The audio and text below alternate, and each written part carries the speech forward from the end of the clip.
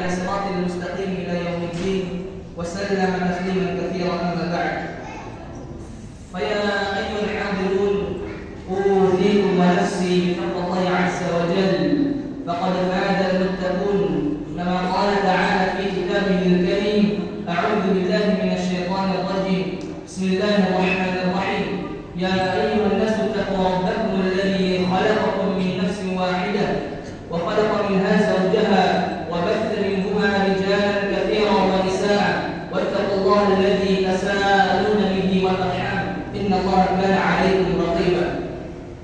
معاشر المسلمين rahimani wa rahimakumullah, jamaah salat Isya dan tarawih Masjid Darussalam yang semoga dirahmati oleh Allah Subhanahu wa taala.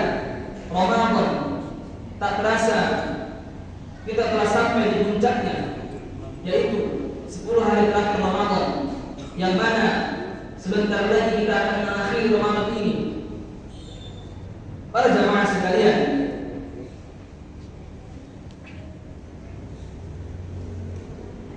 sebelum kita menjalankan Ramadan, mari kita membahas kiat agar istiqamah ba'da Ramadan, setelah Ramadan. Terkadang sebagian kaum muslimin ketika dia meninggalkan bulan Ramadan, dia kembali ke sifat aslinya, yang mana ketika bulan Ramadan dia menjaga baik-baik akhlaknya, menjadi orang yang paling mulia. Tapi ketika Ramadan berakhir, dia menjadi orang yang paling jauh dari Allah Subhanahu wa taala. Terkadang dia hadir dalam salat tarawih, tapi dia ketika meninggalkan Ramadan, dia menjadi orang yang tidak pernah kembali ke masjid. Inilah sifat kebanyakan dari seorang kaum muslimin. Ketika bertemu dengan Ramadan, dia menjadi rajin, sangat rajin. Ketika mengakhiri Ramadan, dia menjadi orang yang paling malas dan tidak pernah lagi dia menuju ke Allah Subhanahu wa taala. Seharusnya kebaikan dengan Ramadan bisa terus berlanjut bahkan setelah Ramadan berakhir. Para sahabat ketika Ramadan berakhir mereka sedih, tapi ketika Ramadan berakhir kita bahagia, ibarat kita dikekang di penjara bebas. Tapi para sahabat ketika Ramadan berakhir mereka sedih, berharap bisa bertemu kembali dengan Ramadan. Terkadang kita sangat rajin. Ketika kita Ramadan, sholat 5 waktu tidak pernah telat, tidak pernah tidak hadir. Tapi ketika kita selesai Ramadan, kita menjadi orang yang paling meninggalkan meninggalkan sholat 5 waktu. Padahal ini wajib. Karena kenapa para jamaah sekalian? Al-ahdu alladhi bainana wa bainahum as-shalah. Faman taraka shalah faqad kafar. Pembatas kita antara orang-orang kafir di luar sana adalah salat. Faman taraka shalah faqad kafar. Barang siapa yang salat maka dia adalah kafir.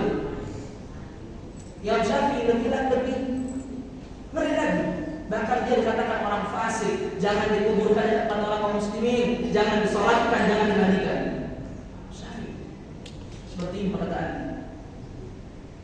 Kita lebih menganggap enteng sebuah amal yang mana pertama kali yang Allah sebut adalah salat kita.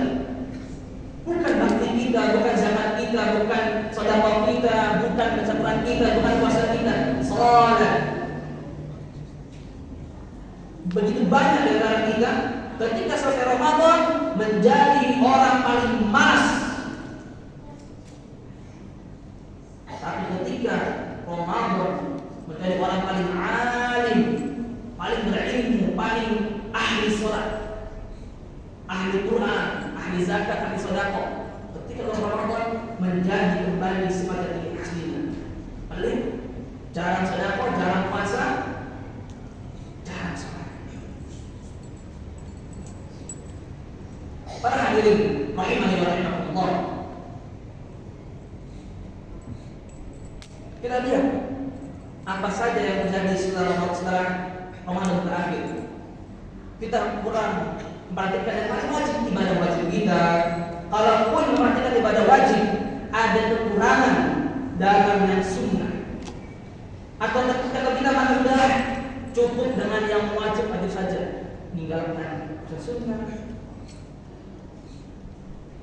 Padahal kata Ar-Raghib Al-Asbahani rahimahullah ta'ala, beliau berkata, ghaflah adalah kelalaian karena sedikit menyadari diri dari kurang sadar. Sedangkan Al-Jurjani rahimahullah berkata, ghaflah adalah mengikuti hawa nafsu yang disukai. Terkadang kita kalau malu dengan nafsu kita, jangan sholat nanti aja, jangan sedekah nanti aja, belum punya. Terkadang seperti itu, kita kalah dengan nafsu kita. Tapi ketika Ramadan, belas kita menjadi orang paling sering sedekah. Tapi ketika Ramadan, menjadi orang paling pikir. Padahal Allah Subhanahu wa Ta'ala telah berfirman dalam surat Muhammad ayat 12, "Walladzina kafaru yatamatta'una wa ya'kuluna kama ta'kulul an'amu wan naru maswal lahum." Dan orang-orang kafir bersenang-senang di dunia ini dan mereka makan seperti makannya binatang, dan jahanamnya adalah tempat tinggalnya mereka. A'udzubillahi min dzalik. Semoga Allah melindungi kita dari sifat seperti ini. Inilah yang disebut dengan ghaflah, yaitu ghaflah tamamah, ghaflah tammah, kelalaian yang sempurna. Ketika dalam Ramadan kita menjadi orang paling sempurna beribadah. Ketika dalam Ramadan kita menjadi orang paling lalai, bahkan sempurna lalainya, sampai yang wajib pun tertinggalkan. Ada pula kelalaian yang semakin terkadang datang, terkadang tidak, terkadang alim, terkadang tidak, yang terjadi pada orang saleh.